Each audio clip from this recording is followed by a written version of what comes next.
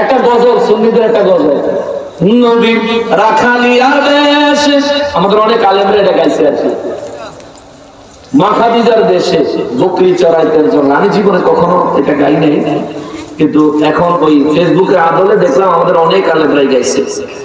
তো এই কথাটা নিয়ে ওই মিজানুর রহমান আজহারি সাহেবের ওই কাউ বয়ের সাথে জোড়া দিচ্ছে যে মিজানুর রহমান আজহারি কইলে দোষ আর হেরা কইলে ঠিক আছে। কিন্তু ভাই এখানে বুঝতে হবে, মিজানুর রহমান আজহারি সাহেবের বক্তব্যটা শুনবেন। উনি বলছেন নবীজি ছিলেন, নবীজি বকরি চড়াইতেন, তিনি ছিলেন কাউ বয়। কথাটা এভাবে বলছে, তো তিনি ছিলেন কাউবয় মানে নবীজি ছিলেন একজন কাউবয়। ইংরেজি শব্দ বাংলা হলো রাখাল। আজকে খবর পাইলাম উনি বললাম সিলেটাই বলি 11 তারিখ বলে আইতেছে, যাই কালকে এত 10 তারিখ,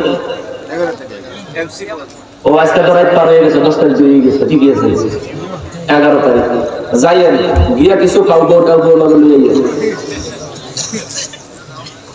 কান দিয়া কি শুনলেন নিজের কানে সেদিন আল্লাহর দরবারে কইয়া দিলেন, ফাঁকি দেওয়ার সুযোগ। উনি বললেন নবীজি কাউবয় ছিলেন, অর্থাৎ তিনি রাখাল ছিলেন। আর গজলের ভাষাটা হচ্ছে নবী রাখালিয়ার বেশে, অর্থাৎ নবীজি রাখাল ছিলেন না, বরং রাখালের বেশ ধরছেন। যেমন অনেক সময় রাজা বাদশারা, আগের দিনে রাজা বাদশাদের ইতিহাস পাওয়া যায়, ওনারা ফকির মিসকিনের বেশ ধরতেন, তাই বলে কোন ফকির হয়ে যাইতেন? রাজা বাদশারা ফকির মিসকিনের বেশ ধরতেন। তো রাজা বাদশারা তো ফকির মিসকিন হয়ে যাইতেন না, রাজাকে ফকির বলা যাইতো না। রহমাতুল্লিল আলামিন রাখালের বেশ ধারণ করেছেন রব্বুল ইজ্জাতের নির্দেশে। আল্লাহ রব্বুল ইজ্জাত যেভাবে সন্তুষ্ট হবেন সেভাবে করেছেন। আপনি নবীকে রাখালের বেশ ধারণ করেছেন এটা বলতে পারতেন, কিন্তু আপনি নবীজি রাখাল ছিলেন। আপনার এই বক্তব্য যদি অনিচ্ছাকৃত হয়, আমরা আজকের এই মাহফিলের মাধ্যমে আপনার কাছ থেকে তওবার আশা করি। অনিচ্ছাকৃত হইলে, উত্তম মুসলমান হইলে তওবা করবেন। আর এই তওবা আপনার লাগে এটা কোনো নতুন না, আপনি এর আগে কয়েকবার তওবা করছেন। আমরা কয়দিন পরে পরে এরকম উল্টা কথাবার্তা করার পরে তওবা করেন, এটা আপনার অভ্যাস আছে জানি। বেশি কষ্ট হইতো না তওবাটা করলে, আপনি তওবাটা করে নেন, ঠিক আছে না? অনিচ্ছাকৃতভাবে যদি বলে থাকেন তাহলে কষ্ট করে তওবাটা করে নেন। আম্মা জান খাদিজাতুল কুবরা রাদিয়াল্লাহু তাআলা আনহা আপনি কি কইছিলেন? বাংলার মুসলমান ভুলে নেন। নবীজির শিক্ষাগত যোগ্যতা সম্পর্কে আপনি কি বলেছিলেন? বাংলার মুসলমান ভুলে নেন। নবীজির দেহ মোবারকের বৈশিষ্ট্য মোবারককে জিমের অর্ধ উলঙ্গ, তো একটা জাঙ্গা ফিল্ডার যেগুলি কুস্তি খেলে, যেগুলো ঈমান নাই আমল নাই, এগুলির সাথে নবীজির দেহ মোবারকের আপনি 6 প্যাক করে ওজন দিচ্ছেন। বাংলার মুসলমান ভুলে নাই। অতিরিক্ত বাড়বেন না, নাইলে আজারে টাজারি কেউ দেখতে পারে। ভাই আমরা নবী প্রেমিক মানুষ, নবীর ইজ্জতে আঘাত না করে আপনি ওয়াজ করেন। আপনি সারা দেশের সব মানুষ এক জায়গায় ঠুবাইয়া ইচ্ছা মতন ওয়াজ করেন, আমরা কোনো অসুবিধা কিন্তু নবীর ইজ্জতে আঘাত করবেন না, অলি বিদ্বেষী কথা বলবেন না, মুসলমানের হৃদয়ে রক্তক্ষরণ হয় এই ধরনের শব্দ প্রয়োগ করে নবীজির অন্তর মোবারকে কষ্ট দিয়া নিজের বেঈমানের কাতারে দাঁড় করাবেন না। কথা বলেন ঠিক কিনা? এটা আমাদের অনুরোধ। আমি আজকে লাইভের মাধ্যমেও মিজানুর রহমান আজহারি সাহেব বরাবর বেশ কিছু আবেদন রাখছি এবং জামাত ইসলামী সংগঠনের সিনিয়র মুরব্বীদের কাছে কিছু আবেদন রাখছি। আমি হামজা এবং তারেক মোহাম্মদ সাহেবের ব্যাপারে যে ওনাদেরকে একটু চিকিৎসার ব্যবস্থা করে, যে ওনাদের আসলে মানসিক সমস্যা আছে। হেবেটা তো হেলিকপ্টারে উঠে না, হেবেটা বলে রকেটে উঠছে কয়েকবার। আমি কয়েক বছর আগে গেছিলাম, এই ঢাকার থেকে নোয়াখালী কি রকেটে সার্ভিস দেয়। আমি তো কোনো বাসের নাম রকেট এটাও শুনি না। বাসের নাম রকেট হলে বুঝতে পারতাম, আমি রকেট বাসে চড়তাম এইটা খুঁজছি। কিন্তু বাংলাদেশে কোনো বাসের নাম রকেট আছে আমার জানা নাই, কারো জানা থাকলে আমার পিকচার দিব। কালকে আবার হ্যাগো প্রীতির বন্ধুরা কিনবো পুরান বাসের ছবি উঠাইয়া বাসের পিছনে এডিট করে লিখে দিব রকেট। তোরা লেখা ছবি দিস, এই রকেটের ভিতরে তবু হুজুরে আমরাও বয়ে দিই। এই বাসের গন্তব্য নোয়াখালী হতো না, গন্তব্য হলো চান্দের।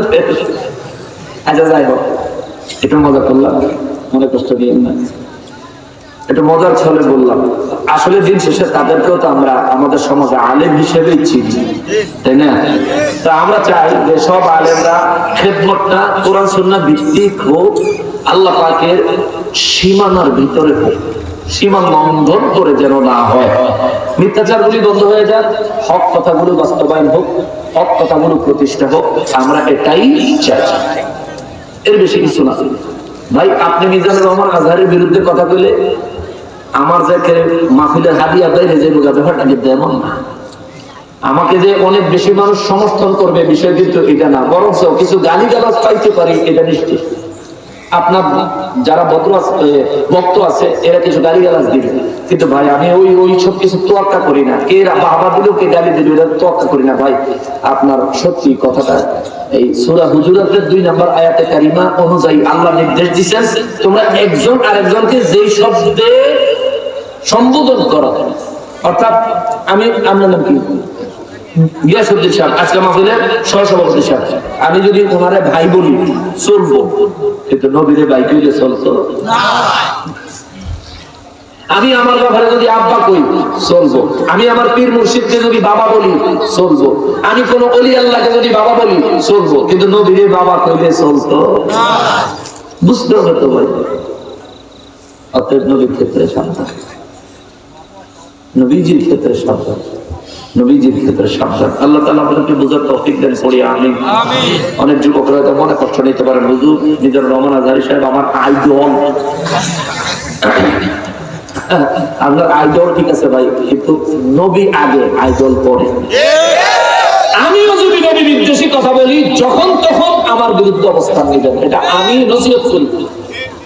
আপনি যদি আমার বিরুদ্ধে অবস্থান নিতে শিখেন যে নকশবন্দি হুজুর কোরআন সুন্নাহ বিরোধী কথা বললে বলমাত্র তার বিরুদ্ধে অ্যাকশন নিব, তার বিরুদ্ধে অবস্থান নিব, তাইলে আমি নিজেকে শুধরানোর অভ্যাস তৈরি হবে।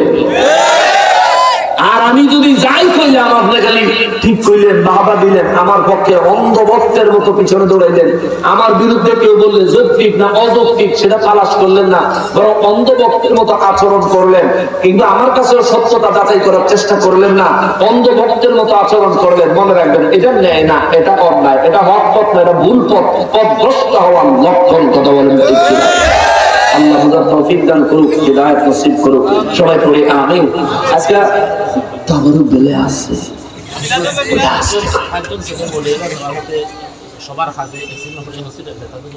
আজকে ও